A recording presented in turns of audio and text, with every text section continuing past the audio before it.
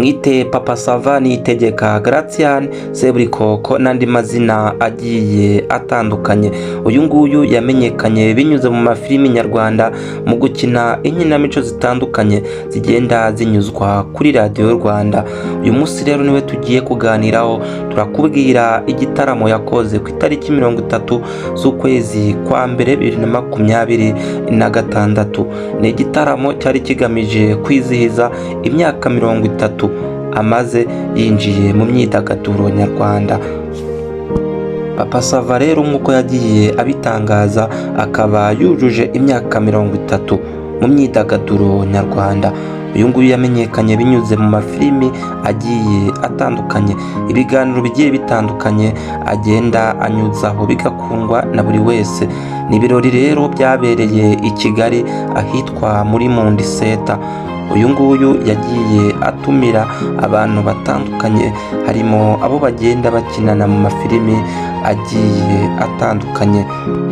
Ni ibirori rero Papa Sava yagiye agaragazamo ibyishimo, maze ashimira bamwe mu bagenda bakinana mu mafilimi agiye atandukanye. Ahangaha harimo Ndimbati, Marigarita, Clapton Kibonke, Dig Dig ndetse n'abandi bagiye batandukanye. Papa Sava rero nawe yagiye ashimirwa na bamwe muri abo ngabo, maze bamuha n'impano bamushimira ko hari bamwe yagiye afasha mu gutera imbere.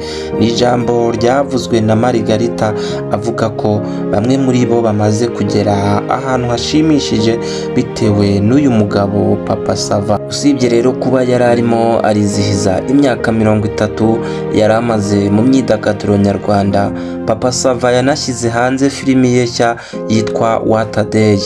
Nanone kandi yanashyize hanze igitabo yanditse yise Sava. Iki ngiki ni igitabo kivuga ku buzima bw'umunyeshuri.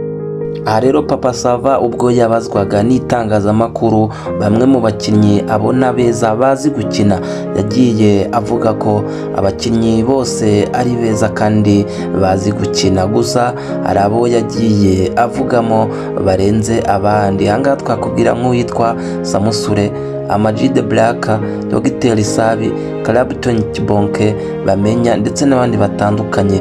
Yongeyeho kandi uwitwa Dig Dig ndetse na Ndimbati. Uyu rero yagiye amenyekana binyuze mu mafilimi nyarwanda agiye atandukanye, ariko iyo twakubwira ni filimi nyarwanda yitwa Papa Sava. Ni filimi y'uruhererekane imaze gukundwa n'abatari bake.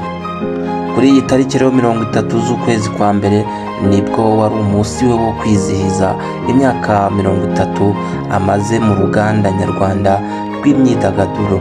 Ngayo nguko rero, wakoze kubana nanjye. Komeza ukurikire ibiganiro tugenda tukugezaho, ariko utibagirwa no kugenda udushyigikira uduha subscribe. Imana ikurinde.